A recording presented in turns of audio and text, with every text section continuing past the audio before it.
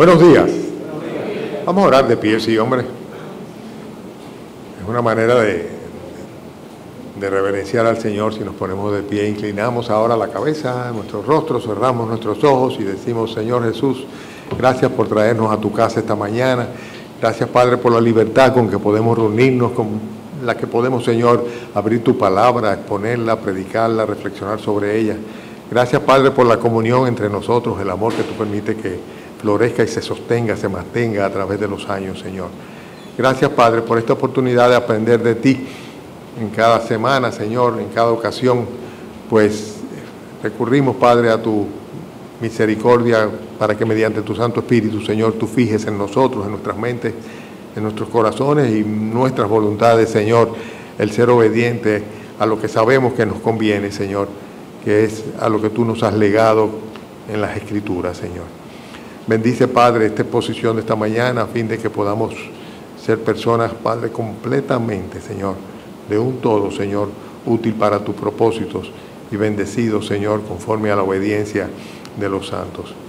Te rogamos en el nombre del Señor Jesucristo. Amén. Pueden sentarse y les voy a rogar, por favor, que me acompañen a Colosenses. Y hoy vamos a terminar con los estudios o las predicaciones que hemos tenido sobre la epístola del apóstol Pablo a los Colosenses. Una iglesia que él apenas conocía realmente. Epafrodito había sido la persona que había llevado el evangelio hasta allá, pero que inmediatamente inició la iglesia, comenzaron los engañadores a introducir doctrinas heréticas. Y por eso al apóstol Pablo no le queda más remedio que advertirle que no debían dejarse engañar o seducir por medio de esas filosofías esotéricas, rarosas, que querían mezclarla con el evangelio a fin de que se desviaran de la sincera fidelidad a nuestro Señor Jesucristo. Hay muchas advertencias y en la última parte, en el capítulo 3 en adelante, el apóstol Pablo da instrucciones muy precisas, diríamos que más que instrucciones, enseñanza, ¿verdad?, en cuanto a cómo deben los creyentes, los verdaderos creyentes, interactuar con otras personas. Entonces nosotros vemos que la premisa está en el capítulo 3, versículo 1. Tienen sus Biblias, por favor, traten de seguirme y yo voy a citar bastantes pasajes que fuera bueno que ustedes los fueran ubicando y todos son importantes. Ojalá y tuvieran sus marcadores y los subrayaran, porque de esa manera cuando los quieran buscar otra vez, pues van a encontrarlos rápidamente. Pero fíjense que la premisa está siempre en el capítulo 3, versículo 1, para todo lo que dice a partir de ahí. Dice: sí, pues, ¿lo tienen? Habéis resucitado con Cristo, buscad las cosas de arriba donde está Cristo sentado a la diestra de Dios. Poned la mira en las cosas de arriba, no en las de la tierra, porque habéis muerto y vuestra vida está escondida con Cristo en Dios. Cuando Cristo, vuestra vida, se manifieste, entonces vosotros también seréis manifestados con Él en gloria. ¿Cuál es la premisa para todas las enseñanzas? Más que de enseñanza, son principios fundamentales que deben estar presentes en la práctica, en la vida diaria de los creyentes y sus interacciones entre ellos y otras personas. Pues es el hecho de que sean verdaderamente personas que hayan resucitado con Cristo. Sí, pues, habéis resucitado con Cristo. Si no has resucitado con Cristo, pues es el punto de partida. Tú dirás, pero ¿cómo es eso de resucitado con Cristo? Bueno, la Biblia enseña que espiritualmente estamos muertos y que necesitamos ser resucitados. Y somos resucitados cuando nos identificamos con el Señor Jesucristo, quien murió en la cruz del Calvario para que nosotros no tengamos que pagar por las consecuencias de nuestro pecado con la muerte y la condenación eterna. Cristo murió, pero no solamente murió por los pecadores, sino que también resucitó a favor de los pecadores y manifestó con eso su poder. Si nos identificamos con Cristo, entonces no solamente vamos a recibir el perdón, la redención, la salvación que Él representa y que Él nos trae y nos ofrece gratuitamente, sino que además de eso vamos a poder identificarnos claramente con su resurrección. La Biblia dice que los cristianos tenemos una nueva vida en Cristo, ¿verdad? Y eso es lo que vivimos a partir del momento en que vinimos al Señor Jesucristo, nos postramos delante de Él y dijimos: Señor Jesús, reconozco que soy un pecador, una pecadora, reconozco, Señor Dios mío, que necesito el perdón, porque si no voy a perderme para siempre en la condenación del infierno, pero sé que tú eres Dios y que tú tienes el poder para perdonarme. Perdóname y sálvame. Y si somos sinceros, dice la Biblia que todo aquel que invocare el nombre del Señor para salvación va a ser salvo, ¿verdad? Porque el Señor ve los corazones y ve la sinceridad nuestra. Esa es la premisa. Si somos creyentes verdaderos, hemos resucitado con Cristo para vivir una nueva vida. Esa vida no puede ser igual a la que teníamos antes. Dice, si habéis pues resucitado con Cristo, dice, poned la mira en las cosas celestiales. Tenemos que enfocarnos como lo que realmente somos, ciudadanos del reino de los cielos. Personas que tenemos la vista puesta en lo que va a ser nuestra morada eterna, nuestra morada celestial. Pero desde ahora tenemos que poner las prioridades correctas en nuestras vidas. Entonces, los versículos que comienzan a partir del capítulo 3, versículo 18, nos van enseñando cómo debemos interactuar los cristianos, ¿verdad? En primer lugar, hace referencia a los casados. Dice, casadas están sujetas a vuestros maridos. Y el versículo 19, maridos, amad a vuestras mujeres. Hace una referencia al esposo y a la esposa, a los casados. Y cuando hace esta referencia, da ordenanza con argumentos que son completamente contundentes. Estuvimos hablando sobre eso. Hay 8 argumentos contundentes que están desde el versículo 18 hasta el 4:1. Vimos en estas relaciones entre las casadas y los maridos, pues una serie de argumentos, como en el versículo 18 dice, esto es lo que conviene en el Señor. Y tú no puedes discutir con el Señor, porque si eso es lo que el Señor dice que conviene, eso es lo que tú tienes que hacer. Después, por ejemplo, en el caso de los hijos, dice, hijos, obedeced a vuestros padres en todo. ¿Por qué? El argumento de Dios, porque esto es lo que le agrada a Dios. Y si tú no quieres desagradar a Dios, pues más vale que como hijo que tú eres, tú seas consecuentemente obediente para con tus padres. En el caso de los siervos y los amos, aquí dice a los siervos, los servidores, los obreros, los trabajadores, los empleados, los que dependen de otros, los que tienen un amo por encima de ellos, le dice el versículo 22, siervos, obedeced en todo a vuestros amos. Y todo esto con un solo argumento, porque Dios lo ordena así y debemos temer a Dios. O sea, el juicio de Dios y no las consecuencias de la desobediencia a las órdenes de nuestros superiores es lo que debe realmente hacer que nosotros sencillamente nos sujetemos y obedezcamos en todos nuestros amos terrenales. Luego, por ejemplo, en el versículo 23, habla en términos generales, dice que todo nuestro obrar, todo lo que hacéis, sea de palabra o de hecho, debemos hacerlo, ¿cómo dice? Versículo 23, como para el Señor y no como para los hombres. Bueno, mayor peso que este argumento no puede tener ningún otro. O sea, si lo hacemos como para el Señor y ya no como para fulano, sutana, perencejo, mi hermano, mi amigo, mi canchanchan, mi papá o mi mamá, dice, lo hacemos como para el Señor. ¿Cómo deben ser las cosas que hacemos para el Señor?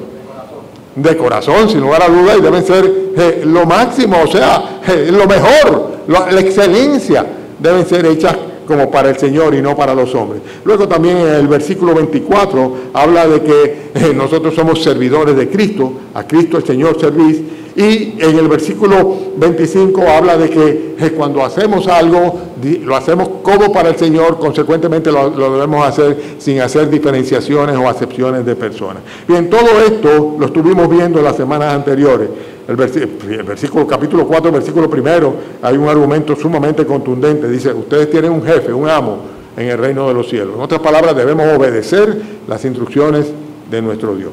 Pero, a partir del versículo 2 del capítulo 4, hay instrucciones que tienen que ver en cuanto a nuestra relación con Dios y con los que no son parte del pueblo de Dios, los hombres en términos general.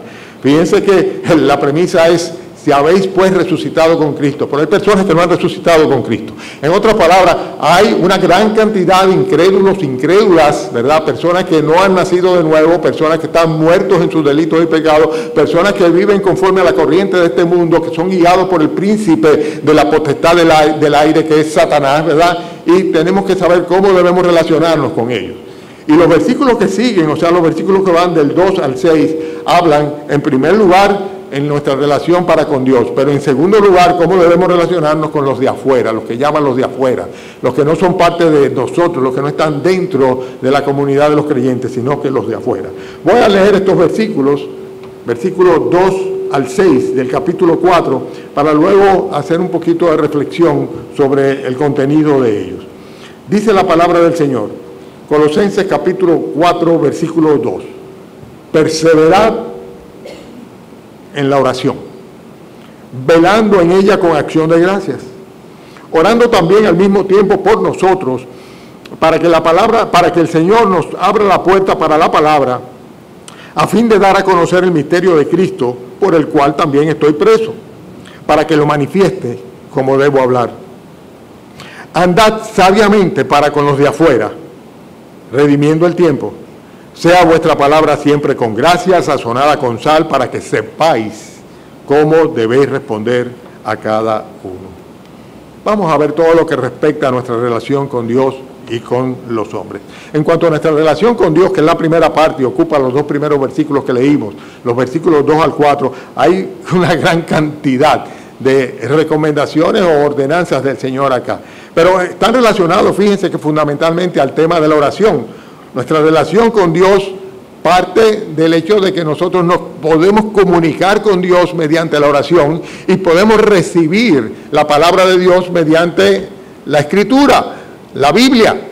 Así se produce nuestra relación con Dios, nuestra comunicación con Dios. Le escuchamos a Dios mediante su palabra y cuando venimos aquí los domingos de la mañana, si no venimos con ese propósito, venimos en vano.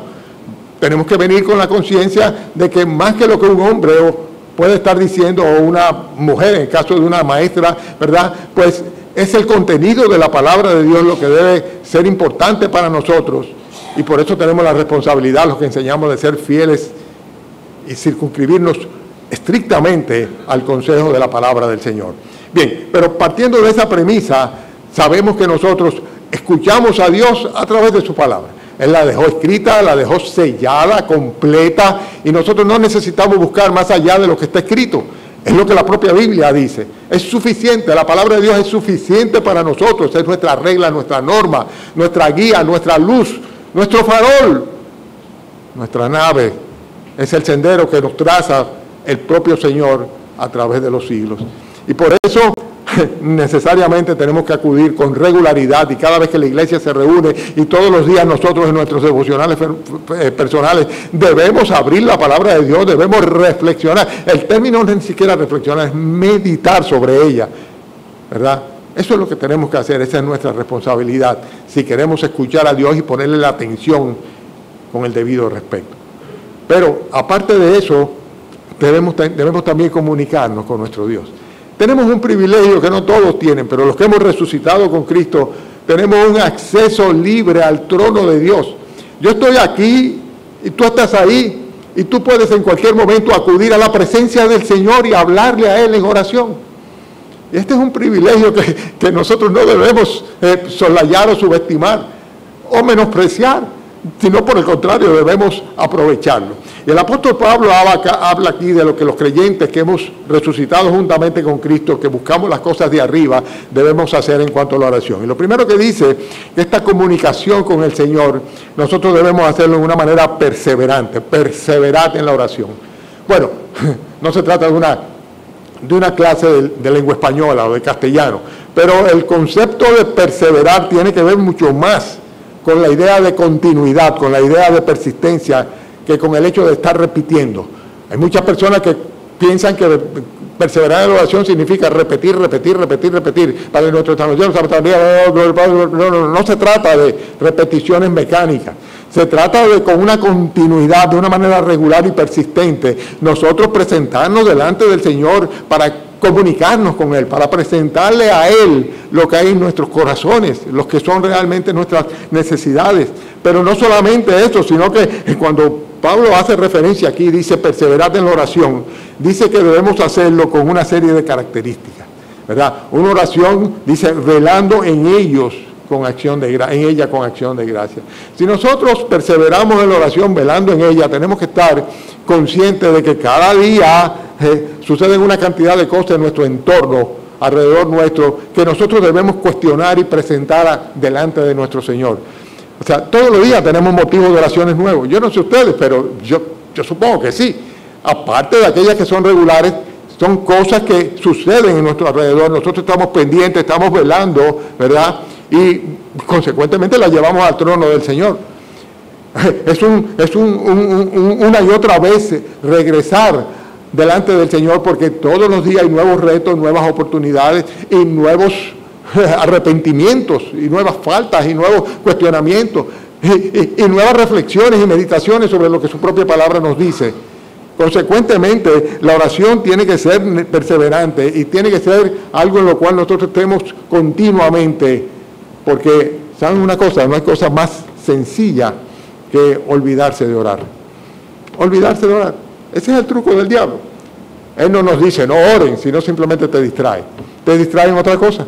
Te distrae en otra cosa y te olvidas de que tenías que orar, te olvidas de que requieres de la asistencia del Señor y te olvidas de que le debes a Él la honra, la adoración y la acción de gracia que le son propias de su naturaleza y sus favores para con nosotros.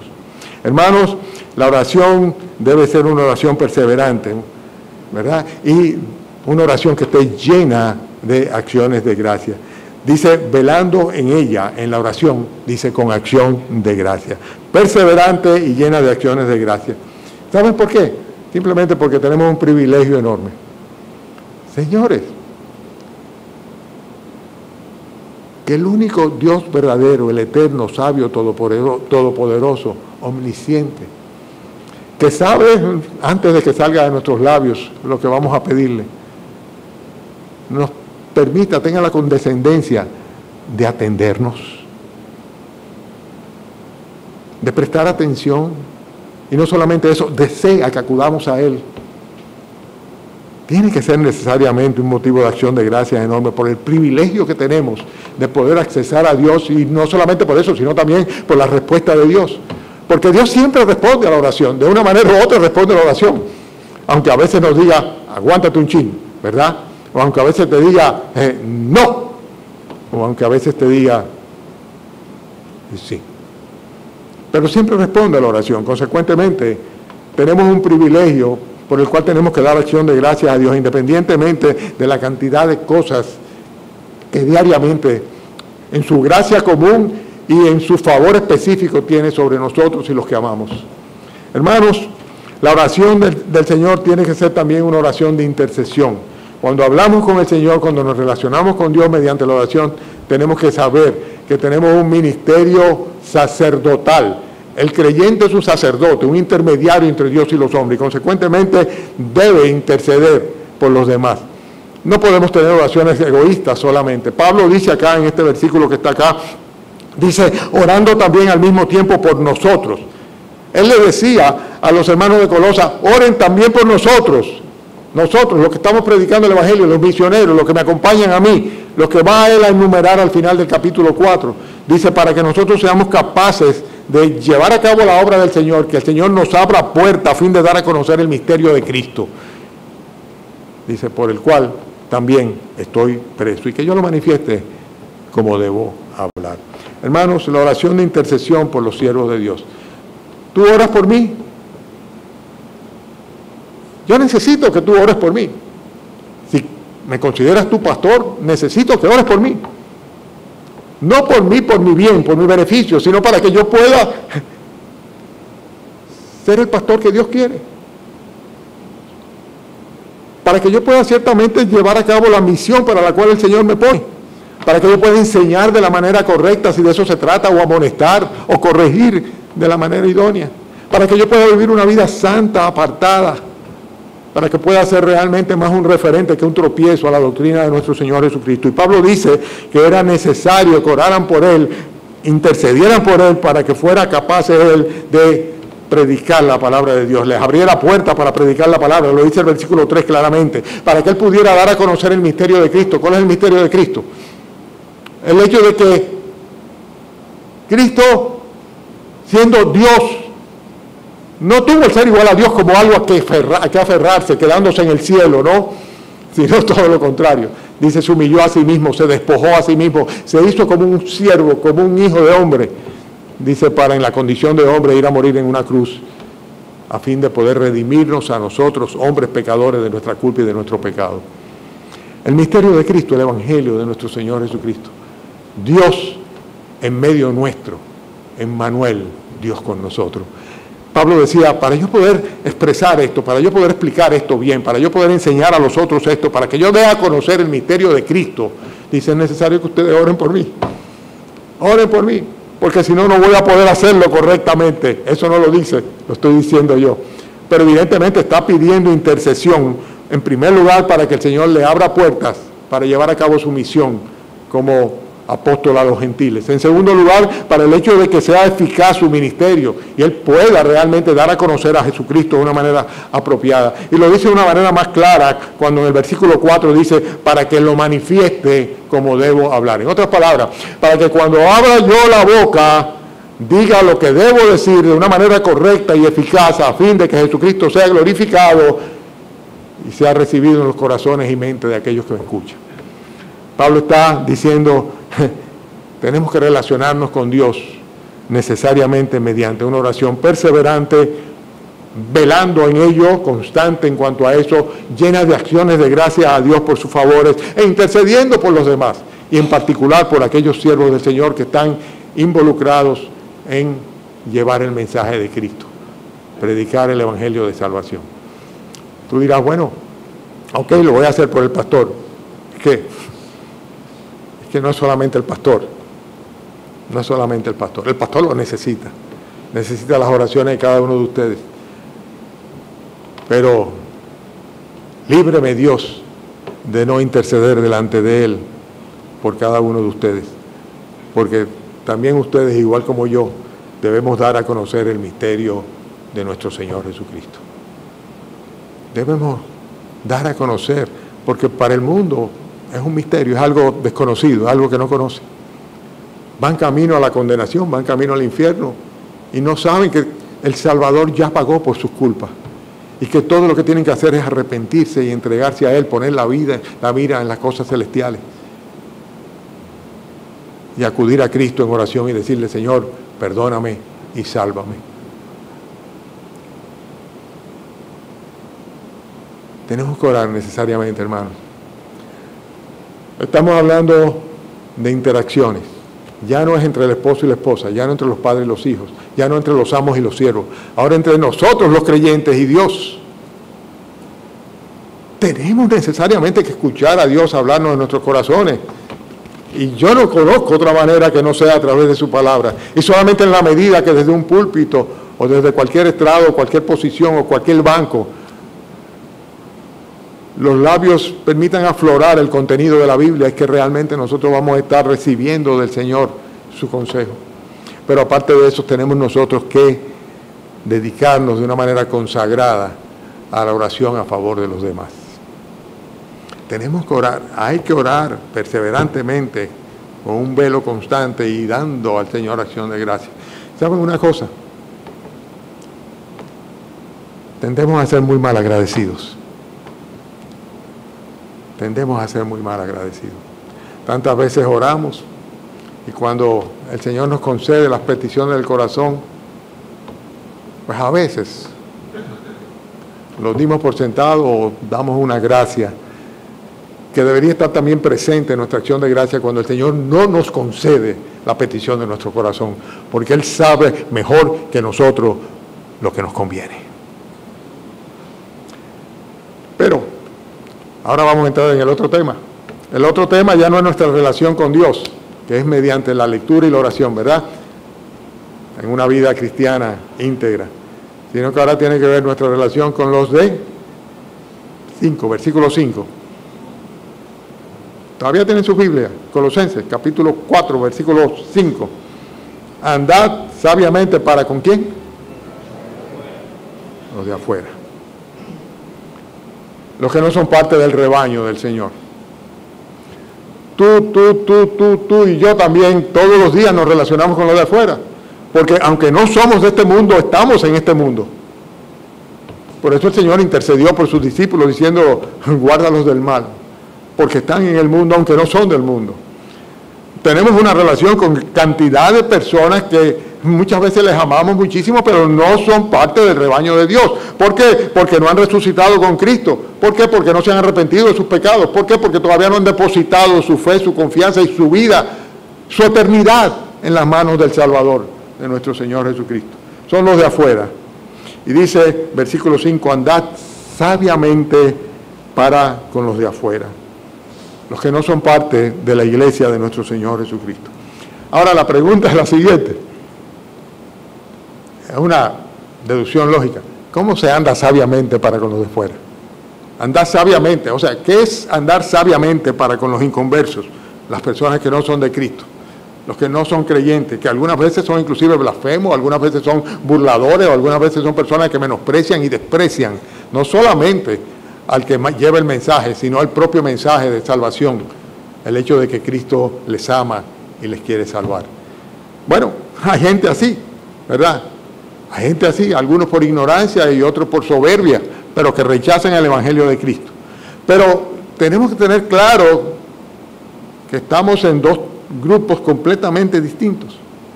Y la Biblia nos exhorta a no hacernos copartícipes de los pecados ajenos. En Efesios capítulo 5 estamos hablando de cómo andar con sabiduría respecto a los demás, cómo relacionarnos con los demás. Efesios capítulo 5, voy a citar lo que dice el versículo 13 en adelante, cuando dice: pero fornicación y toda inmundicia o avaricia, ni aun se nombre entre vosotros como conviene a santo. Efesios capítulo 5, versículo 3. Ni palabras deshonestas, ni necedades, ni truanerías que no convienen, sino antes bien acciones de gracia. Porque sabéis esto, que ningún fornicario o inmundo o avaro, que es idólatra, tiene herencia en el reino de Cristo y de Dios. Nadie os engañe con palabras vanas, porque por estas cosas viene la ira de Dios sobre los hijos de desobediencia. No seáis, pues, partícipes con ellos. Es muy claro, muy claro. Somos sabios y no nos hacemos copartícipes del pecado de ellos, si no participamos de las cosas que ellos participan normalmente. Es triste realmente para mí, cuando veo la manera tan sutil como algunos se van, vamos a utilizar términos hermosos, suaves, se van enfriando en su vida espiritual. Y siempre está la incidencia de los de fuera. Siempre está la incidencia de los de fuera. Y de una manera u otra van involucrando a uno y llega un momento en el cual son copartícipes de su pecado. Dice la Biblia, de ninguna manera podemos ser copartícipes de sus pecados. Por el contrario, lo que tenemos es que evidenciar nuestra buena manera de vivir delante de los hombres. Lo dice claramente la palabra de Dios en Primera de Pedro capítulo 2. Primera de Pedro 2, versículo 11.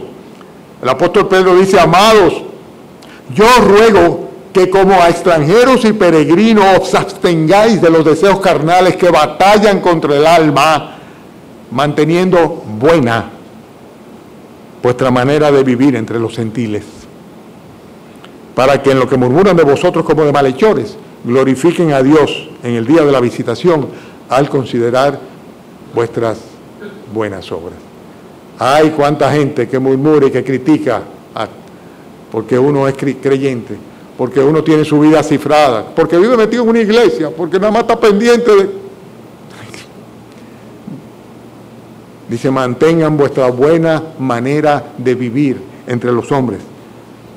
Yo os ruego que con la perspectiva correcta de que estamos de paso aquí, que somos extranjeros y peregrinos, que vamos directo al reino de los cielos y que nuestra ciudadanía es celestial, dice, yo os ruego que os abstengáis de esos deseos carnales que lo que hacen es batallar contra el alma. En otras palabras, tenemos que tener un autocontrol en nuestra vida, de manera de que nosotros no nos dejemos arrastrar por nuestras pasiones y por nuestros pecados, que lo que van a hacer simplemente es tirar por el piso nuestro testimonio cristiano y convertirnos en tropiezos para otros que dicen, bueno, di que evangélico, di que cristiano, di que creyente. Porque si no lo dicen, lo piensan ciertamente, cuando nosotros no mantenemos una buena manera de vivir delante de ellos, que es lo que dice aquí el texto claramente. Nosotros debemos mantener nuestra buena manera de vivir. Hay una mala manera de vivir. ¿Cuál? La del mundo. Dice, no, pero ahí es que está lo bueno. No, ahí está el placer, pero el placer no necesariamente es lo bueno. Los jóvenes tienen que tomar decisiones, y o se ligan y se arrastran y se mezclan con el mundo y van a terminar. Oye, siempre sucede así, terminan siendo arrastrados por el mundo, porque es que está en nuestra genética. El pecado es algo que nos agrada, nos complace en nuestra genética, a menos que nosotros estemos completamente imbuidos por el Espíritu del Señor y decididos a no hacernos copartícipes del pecado de los de afuera, porque no son de los nuestros, son los de afuera, son de los de la familia del diablo, no de la familia de Dios. Dice, y consecuentemente lo que nosotros tenemos que tener es un buen testimonio delante de ellos.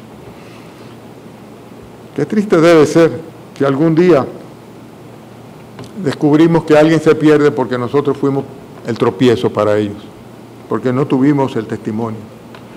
Cuando el apóstol Pablo habla de los ancianos o pastores, dice que es necesario que tengan buen testimonio de los de afuera, dice, para que no caigan en descrédito y en lazo del diablo. El testimonio es importante. Durante muchos años, mi oración al Señor en cuanto a mis padres era: Señor, no permita que yo sea el tropiezo para que ellos lleguen a tus pies. Si no voy a ser el instrumento o el vehículo que tú utilices para la salvación de ellos, para que reciban el Evangelio, por lo menos que yo no sea el tropiezo, que mi testimonio no sea suficientemente ambivalente como para que ellos digan, eso es cuestión de religión. O eso es puro fanatismo, o eso es con lo que le dio ahora.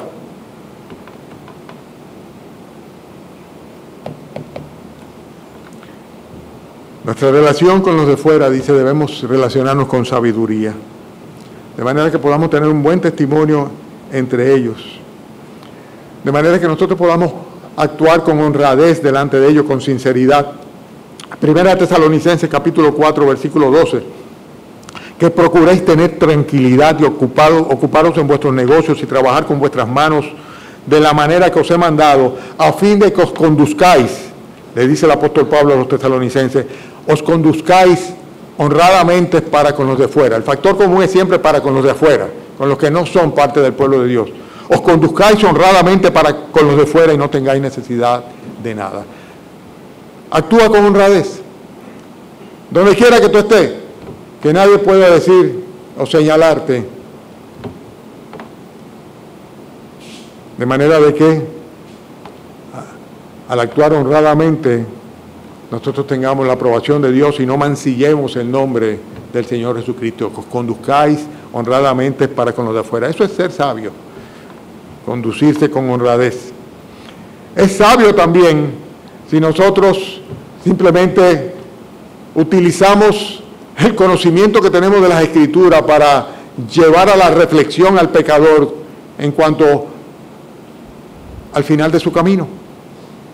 El apóstol enseña aquí de una manera muy clara, y en este caso se trata del apóstol Pablo también, Efesios 5, versículo 11, que advierte que nosotros no debemos participar de las obras infructuosas de las tinieblas, sino antes bien reprenderlas.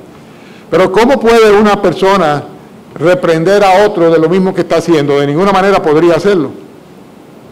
Pablo dice, no se hagan copartícipes de lo que hacen los de afuera, que van obrando de acuerdo a la influencia satánica, la influencia de las tinieblas, dice, sino antes bien, vas a ser sabio como creyente si tú reprendes esas obras. Dice, no os hagáis copartícipe de ellas.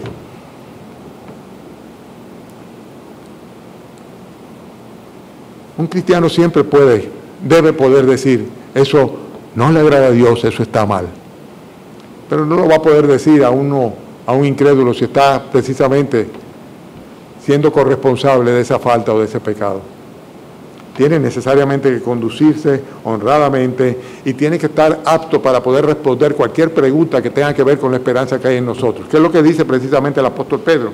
Cuando dice, santificad a Dios el Señor en vuestros corazones y estad siempre preparados para presentar defensa con mansedumbre y reverencia ante todo aquel que os demande la razón de la esperanza que hay en vosotros. Estamos hablando de cómo debemos conducirnos con sabiduría, porque eso es lo que dice el versículo 5 de Colosenses, andad sabiamente para con los de fuera. ¿Cómo podemos conducirnos sabiamente para con los de fuera? No involucrándonos en sus pecados, manteniendo un testimonio nítido, limpio en medio de ellos, de manera tal de que no puedan tomarnos como excusa para apartarse de la verdad, actuando con honradez y con sinceridad, siendo capaces y reprendiendo las acciones pecaminosas de ellos, diciendo eso no le agrada a Dios, eso no está bien, y siendo capaces realmente de explicarle a cada uno de estos incrédulos de afuera ¿verdad? ¿Cuál es la esperanza que hay en nosotros? ¿Cómo nosotros tenemos la paz y la seguridad de que un día nos entregamos a Cristo y que ese día Él perdonó nuestros pecados? Y como el mismo Jesucristo prometió cuando dijo, ninguno arrebatará a mis ovejas de mis manos. Nadie las arrebatará de mi mano. ¿Por qué? Porque el Padre es mayor que todo y nadie la puede arrebatar de las manos de mi Padre. Esa es la esperanza que tenemos nosotros. Hermanos, si queremos actuar con sabiduría, debemos proclamar la palabra de Dios a ellos, a todos los inconversos. Versículo 5. Andad sabiamente para con los de fuera. ¿Y qué dice luego? Versículo 5 de Colosenses. Dice, ¿qué? Barajando mucho, procrastinando todo, ¿verdad? Dejándolo para después, dice. Sabiamente redimiendo el tiempo. Yo no sé si será porque el Señor, yo le he pedido y me ha enseñado a contar mis días de manera tal de que me traiga al corazón sabiduría, pero yo sé que no me queda mucho aquí. Y mi oración diaria, Señor, el tiempo que me dejes aquí, úsame para tu gloria. No tengo otro anhelo, otra aspiración. No tengo otro proyecto de vida, simplemente que el ser usado por el Señor. Donde quiera, como quiera, con quien quiera. No tengo otro proyecto de vida. Porque hay que aprovechar el tiempo. Ah, pero que yo soy muy joven. Soy usted, pastor, que tiene 70 y pico de años, pero yo nada más tengo 22, 25, 30, 50. Sigue siendo breve. Sigue siendo breve. Andad sabiamente en cuanto a lo que tú tienes que hacer con los que están afuera, redimiendo el tiempo, aprovechando el tiempo. Mirad pues con diligencia cómo andéis, no como necios, sino como sabios, aprovechando bien el tiempo, porque los días son malos. Efesios capítulo 5, versículos 15 y 16. Hay gente que se está yendo al infierno todos los días. Todos los días. Y hay gente a los cuales nosotros pensamos, bueno, tal vez luego tendré la oportunidad de presentarle a Cristo.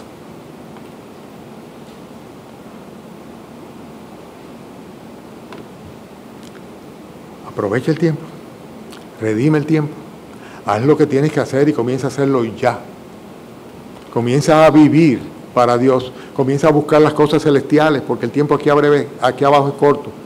Donde está Cristo sentado a la diestra de Dios, comienza a invertir en el reino de los cielos, donde ni la polilla ni el orín corrompen y donde ladrones no minan ni hurtan. Comienza a atesorar cosas espirituales. Hazlo ya, porque el tiempo realmente es breve. Y en el versículo 6 dice, sea vuestra palabra con gracia, Colosenses capítulo 4, versículo 6. Sazonada con sal para que sepáis cómo debéis responder a cada uno. Entonces, hay que emplear el tiempo bien, hay que redimir el tiempo, aprovechar el tiempo, hablando o diciendo lo que tenemos que hacer y haciéndolo de una manera tal de que sea realmente para preservación de las almas. La sal lo que hace es preservar fundamentalmente. Preservar. Para que no se pudran las cosas se echa sal. Pero cuando dice sazonadas con sal, tiene que ver con el hecho de que también pueda degustarse de una manera tal de que sea agradable. Consecuentemente debemos saber cómo responder a cada quien. Y para esto es necesario que nuestra palabra esté sazonada con gracia. ¿Cuál gracia? La gracia que el Señor pone en nosotros. La gracia que el Señor pone en nosotros. Esa es la gracia. Dice la Biblia que hay hombres cuyas palabras son como golpes de espada, que hablan y hieren. Mas la lengua de los sabios es como medicina. Hay hombres cuyas palabras son hirientes, hacen daño, perjudican. Pero la lengua de los sabios es como medicina, como un ungüento que sana y cura. Hermanos, son cosas que el Señor nos está diciendo acá a través de su epístola a Colosenses, que son muy importantes en cuanto a nuestra manera de relacionarnos con los de fuera, con los que no son creyentes. Y debemos hablarle con gracia, sazonarlo con sal. Ah, no, que eso es fulano que sabe. Todos nosotros somos capaces de hablar con dulzura a un niño. Todos nosotros somos capaces de sanar con nuestras palabras y también de herir y matar con nuestras palabras. Entonces, hagámoslo, y hagámoslo ya, redimiendo el tiempo. Y finalmente, dice, respondiendo apropiadamente a cada uno de nuestros interlocutores. Versículo 6, sea vuestra palabra siempre con gracia. Evidentemente, ni mala palabra ni San Antonio van de por medio ahí, ¿verdad? No tiene nada de gracia. Sazonada con sal, que preserven, que sanen, que curen. Dice, a fin de que sepáis cómo responder apropiadamente a cada una de las personas que sean nuestros interlocutores. Hermanos, el apóstol Pablo le decía a Timoteo que el siervo del Señor no debe ser contencioso, sino que debe ser una persona amable para con todos. Bueno, a veces tenemos que luchar con nuestro propio carácter, pero es lo que Dios espera de nosotros. Que seamos personas aptas para enseñar, personas que seamos más bien sufridas antes que discutidoras o peleadoras, que con mansedumbre corrijamos a aquellos que nos adversan, que se oponen al Evangelio, a la verdad que nosotros representamos. Dice, porque tal vez Dios le conceda que se arrepientan y conozcan la verdad, y de esa manera puedan escapar del lazo del diablo en que están cautivos haciendo la voluntad del diablo. Hermanos, hemos visto esta mañana cómo debe ser nuestra relación con Dios y cómo debe ser nuestra relación para con los de afuera, los hombres. Andad sabiamente para con los de afuera. Amén. Padre, oramos, Señor, dándote gracias por tanta enseñanza, tanto consejo, pero sobre todo, Señor, porque sabemos, Padre, que es tu voluntad y que tú, Señor, nos transforma a través de ella. Queremos ser como tú quieres que seamos, Señor. Queremos actuar, vivir, pensar como tú quieres, Señor. Ayúdanos a hacerlo, Padre. Y, Padre, si todavía alguno aquí, si hay alguna persona, varón o mujer, niño, anciano, Señor, joven, para los cuales estas palabras no tienen significado, Señor, seguramente porque están en el grupo de los de afuera y no son parte de tu pueblo. Tenga bien, Señor, tener misericordia y llevarles a un arrepentimiento y salvar sus almas, Señor, e incluirlos, Señor, dentro de tu pueblo. Intercedemos por ellos, Señor. En el nombre de Cristo Jesús. Amén.